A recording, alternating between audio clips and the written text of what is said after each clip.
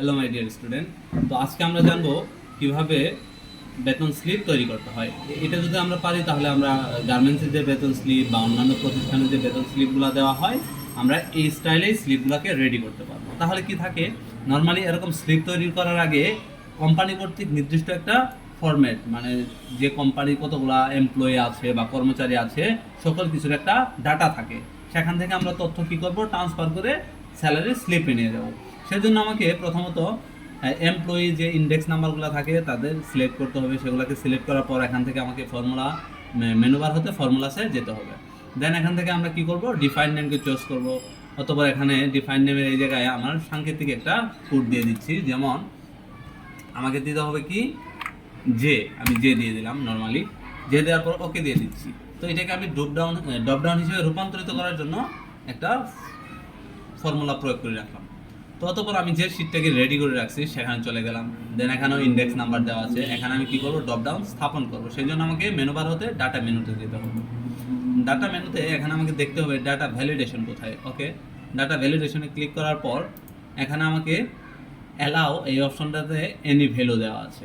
যদি আমি এনি ভ্যালুর জায়গায় লিস্টকে দেই তাহলে আমাকে তৃতীয় আরেকটি অপশন নিচে সোর্স দিচ্ছে। সোর্সের এখানে যেহেতু আমি ওখানে কি করছিলাম, ফর্মুলাসে জে দিয়ে একটা কোড দিয়ে রাখছিলাম। তো এখানে ইকুয়াল আগে দিতে হবে, দেন তারপরে জে দিতে হবে। তাহলে কি হবে, আমার ড্রপডাউনটা স্থাপন হয়ে যাবে। এই যে চিহ্নটি দেখা যাচ্ছে এটাই হচ্ছে ড্রপডাউনের চিহ্ন। তাহলে কি আমার কাজটা যথাযথ হয়ে গেছে। তো এখান থেকে আমি ড্রপডাউনকে সিলেক্ট করে নিলাম। তাহলে আমার ওই শিটের নাম্বারগুলো এখানে চলে আসলো। অতঃপর কী করবো, এই যে আমি ড্রপডাউনকে নিলাম, এই ড্রপডাউন অনুযায়ী সমস্ত কর্মচারীর যে যার বেতন যেরকম এ টু জেড যেন তথ্য যথাযথ এখানে শো করে। সেক্ষেত্রে আমি কর্মকর্তা কর্মচারীর নামের পাশের যে সেলটা আছে এখানে ক্লিক করলাম। ক্লিক করার পর আমি ফর্মুলা বারে যাওয়ার পর এখানে আমি লিখতেছি equal V L double O. তো আমরা ভি লুকআপ সূত্রের প্রয়োগ করবো এখানে অন্য শিট থেকে তথ্যকে নিয়ে আসার জন্য। তো এখানে ভি লুকআপের সূত্রটা প্রয়োগ করার পর এখানে কি বলতেছে, লুকআপ ভ্যালু। তার মানে কি, আমি এই যে কর্মচারীর নাম, এই নামটা আমি আইডির নামের সঙ্গে মিল রাখতে চাই, মানে আইডি যার নাম্বার থাকবো তার নামই যেন এখানে শো করে। অতঃপর কি করছি, আমি কমা দিয়ে দিচ্ছি। কমা দেওয়ার পর এখানে বলতেছে টেবিলের এই যে আইডিতে আমরা যে ইন্ডেক্স নাম্বারটা এখানে ড্রপ ডাউন করছি, এটা কোন টেবিল থেকে করছি, ওই টেবিলে যাওয়ার পর সমস্ত তথ্যগুলোকে আমার মার্ক করতে হবে, শুধু তথ্যগুলোকে। ওকে, মার্ক করার পর এখানে আমি কমা দিয়ে দিচ্ছি। অতঃপর এখানে কি আছে, ওখানে যেহেতু আমি কর্মকর্তা কর্মচারীর নামকে সিলেক্ট করছিলাম, তো এখানে কলামকে আমি রহস্য হিসাব করবো। ইন্ডেক্স নাম্বার 1, কর্মকর্তা কর্মচারীর নাম্বারটা হচ্ছে 2। তো এখানে আমি 2 দিয়ে দিচ্ছি। তার মানে ইন্ডেক্স নাম্বার অনুযায়ী যেন আমাকে নামটা দেয়, সেই জন্য আমরা 2 দিচ্ছি। অতঃপর কমা, অতঃপর 0, তারপর আমি ব্র্যাকেট ক্লোজ করতেছি। এখান থেকে আমি ব্র্যাকেট ক্লোজ করে দিচ্ছি। ওকে, তারপরে ইন্টার। তাহলে দেখতে পাচ্ছি 12, 34, 56 নাম হচ্ছে রুবেল। তারপরে কি আছে 12, 34, 52 জামাল। চলো দেখি নামটা ঠিক আসছে কিনা। 52 জামাল, হ্যাঁ, আমার আইডি নাম্বারের সঙ্গে নামের যথাযথ মিল রয়েছে। তাহলে এখানে আমরা কিভাবে ট্রান্সফার করলাম, ভিলুকআপের মাধ্যমে। এইভাবে আমার প্রত্যেকটা পদবিকেও ভিলুকআপের মাধ্যমে আমাকে চেঞ্জ করতে হবে। তো এটা আরও দ্রুত করার জন্য আমি কি করতেছি, এই যে ফর্মুলাটা আমি এখানে লেখছি এটাকে কপি করতেছি। কন্ট্রোল সি দ্বারা এটাকে আমি কপি করতেছি। কন্ট্রোল সি দ্বারা এটাকে আমি কপি করলাম। কপি করার পরে এখানে আমাকে জানতে হবে যে আমি যেটা চাচ্ছি সে কোথায়, পদবি। এখানে আমার পদবিতে কয় নাম্বার আছে, পদবি আছে 1, 2, 3 নাম্বারে। তো এখানে জাস্ট আমি কন্ট্রোল ভির মাধ্যমে সূত্রটাকে দ্রুত স্থাপন করে শুধু পদবীর নাম্বারটা আমি চেঞ্জ করে দেবো। সেটা কি 2 এর জায়গায় আমি 3 দিয়ে দেবো, তাহলে আমার পদবি চলে আসবে। তারপরে কি আছে 4, যোগদানের তারিখ হচ্ছে 4। আমি ভি দেওয়ার পর এখানে আমি 2 এর জায়গায় কী দেবো, শুধু 4 দিয়ে দেবো।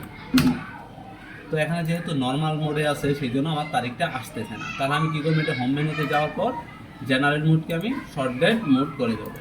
তাহলে কি আমার তারিখটা চলে আসলো। এরপর আসি মূল বেতন। মূল বেতনকে নিয়ে আসার উপায় কি, তো 1, 2, 3, 4, 5 মূল বেতন আছে কত, 5-এ, আর চিকিৎসা ভাতা আছে 6-এ। তো এইভাবে আমরা পর্যায়ক্রমে সবগুলোকে নিয়ে আসবো। কন্ট্রোল ভি, এখানে এটা হবে 5, তারপর চিকিৎসা ভাতা, এটাও কন্ট্রোল ভি, এটা হবে 6, তারপরে হচ্ছে বাড়ি ভাড়া কন্ট্রোল ভি, এটা হবে 7, তারপরে কি মোট বেতন, এটা হবে 8, কন্ট্রোল ভি, এখানে 8, তারপরে সঞ্চয় 9 হবে 3,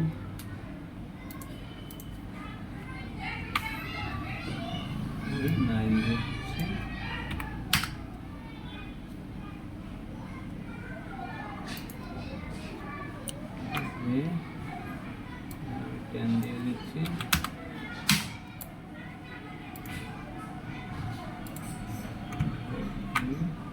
এখানে মোট কর্তন দেওয়া হবে 11,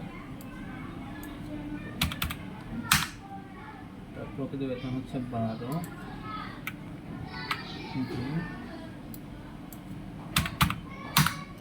তো যেহেতু আমার এটা জানা ছিল সেই জন্য আমি কি নাম্বারগুলো অটোমেটিক বসাই দিলাম, ঠিক আছে। তারপরে আমি অল বাউন্ডারি দিয়ে এটা ওকে করলাম। চলো এবার তাহলে দেখি এগুলোর নাম চেঞ্জ করার পর সব ঠিকঠাক আসতেছে কিনা।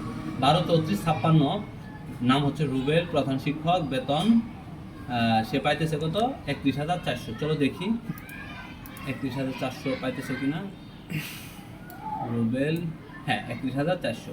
তাহলে এগুলোকে আমরা কি হিসেবে হিসাব করে নিছি, জাস্ট আমরা কপি করার সময় যখন আমরা এডিট করছি তখন কয়টা একে চেঞ্জ করছি, সেটা হচ্ছে আমরা নর্মালি এটাকে 1, 2, 3, 4, 5, 6, 7, 8, 9, 10, 11, 12 এইভাবে পর্যায়ক্রমে কি করছি এগুলো আমরা গুছায় রাখছি, ঠিক আছে। ওকে, থ্যাংক ইউ সো মাচ। আর আমাদের চ্যানেলটি যদি তোমাদের ভালো লেগে থাকে তো বেশি বেশি সাবস্ক্রাইব করো, লাইক দাও এবং কি আরও নিত্য নতুন ভিডিওর জন্য বেল আইকনটিকে ক্লিক করে রাখো। ধন্যবাদ সবাইকে।